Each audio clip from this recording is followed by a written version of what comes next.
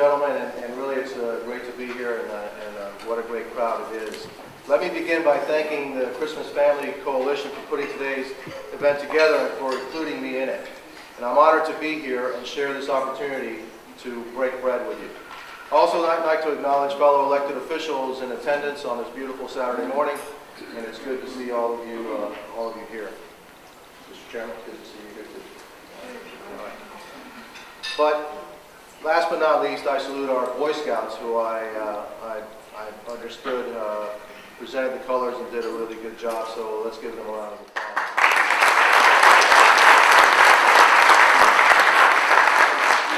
See their involvement in today's breakfast. You know, it's hard to believe that it was only a year ago that I joined the Christian Family Coalition for your candidates' breakfast, and it's amazing really how time flies. Moments like this are really my favorite part of being the mayor. It's always good to get out of the office and speak with residents. This is the best way for me to hear your concerns. It's also a chance to let you know what I'm doing on your behalf to make this a better place for our families. When I spoke to you last year, our community's faith in our county government was at an all-time low. Public trust was broken, and residents had every right to be angry. I've been working very hard to change that and have made restoring your faith and trust in county government a big part of my mission.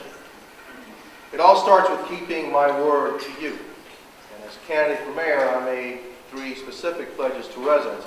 First was to roll back property taxes so that you and your families could get some needed financial help. The second was to maintain vital public services and programs for our most vulnerable residents, our seniors and our children.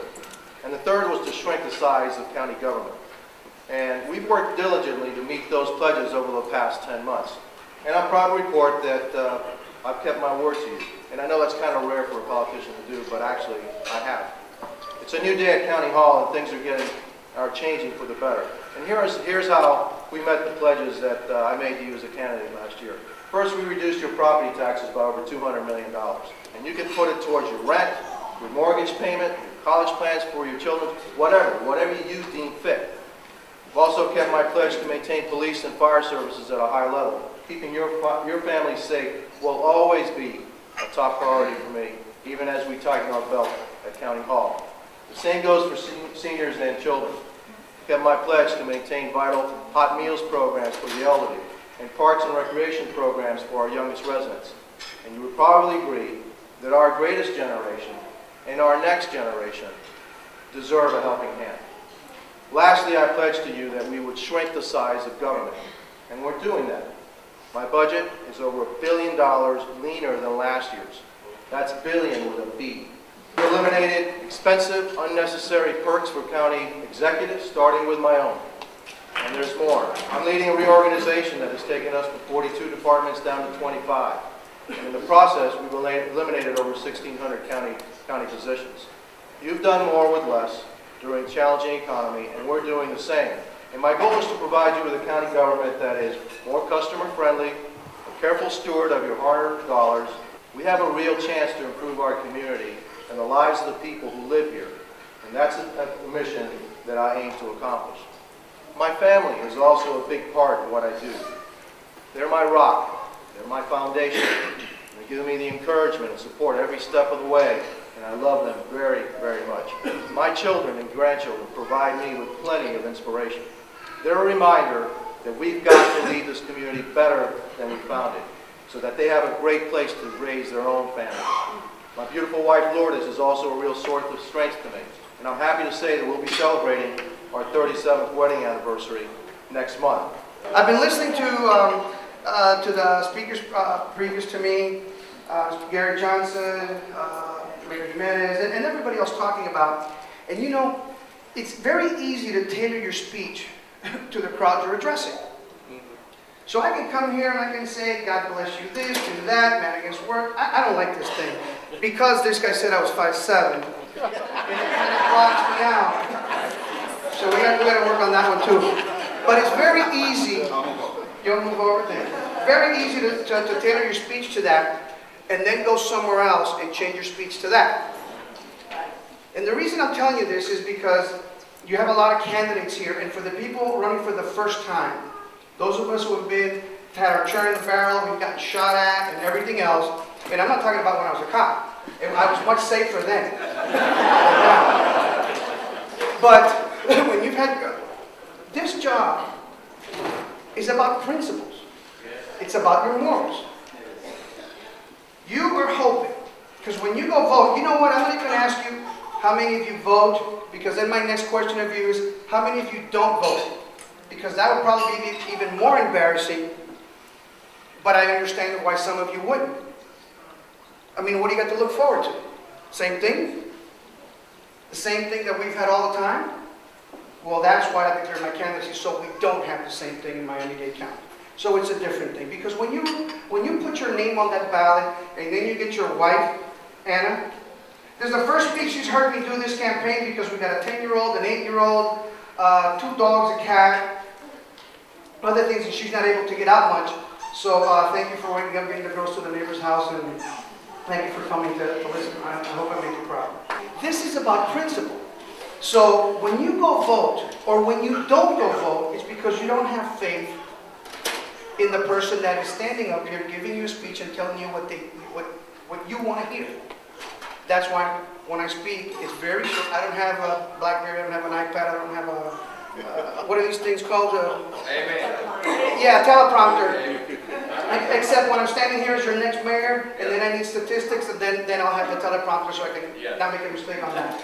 But because when I do, I speak from the heart, and it's always the same thing.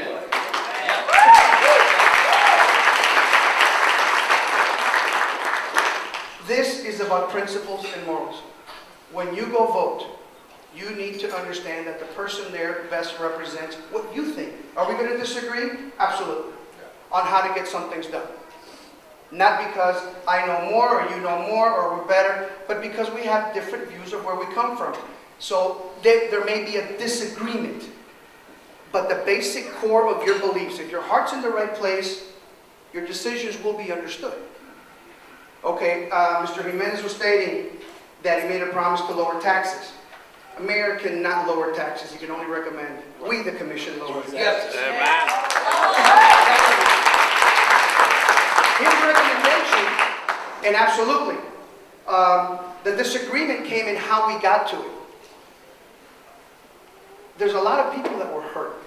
There's a lot of county employees who make $20,000, $30,000 a year, who lost over 15% of their salary. They're losing their homes, losing their cars. They have kids. And my disagreement was not to take it all from them, but to find efficiencies. Mr. Johnson, those 200-something cars that were over there in Arlington Heights, the money that we spent that we shouldn't. There was a reorganization, and that's true, because I totally believed in that. Government has gotten too fat. It's the Dolly Parton. Top heavy. Very top heavy. Somebody got it fine. But it is very, very top heavy. And there was a reorganization which I firmly believe in. But nobody went anywhere. Our payroll's still the same. Employees are still the same. They are making same amount of money with less responsibility. And that same speech I'll give in other areas where they're not friendly to God. So that's not even an issue. But this is in your hands. Take the time, look at the candidates, analyze them, see their positions. A lot of us have voting records for many, many years. Public servants for many years. So it's not something that you don't know who you're voting for or who you're voting against. You will be able to do it. Educate yourself, go out and vote. Exercise what should be your duty, your responsibility, not only your right. I want to say thank you to everyone who put this wonderful breakfast together. And I think hopefully most of you know I am your state attorney. I've been serving this community in that capacity for about 18 years. And I know how important public service is. So they gave me a few minutes to just come and say thank you for embracing people that work for you in government. Thank you you've got lots of wonderful candidates here. Some are in office already. Everyone that stood up, they worked really hard for you. And so for the Christian Coalition and the pastors to have this breakfast so that you can really hear how they want to continue to serve you, and to recognize service amongst all of those that are here is so valuable and so important to families, to making this community a healthy, vibrant, meaningful gem, and to keep everyone safe and sound in this community. So thank you for allowing me a few minutes to come up here and say a few words to all of you, welcome you, and to ask you, those that are seeking office, to continue to do what you know is best and right in the heart. Not everyone's always going to agree with every decision that you make, but most of the time, if they know you're doing it right, they trust you to do the right thing. So thank you all for being here this morning. Thank you for allowing me to say a few words, pastors and Mr. Chairman and Anthony and Tony, and God bless everyone who runs to serve. Thank you.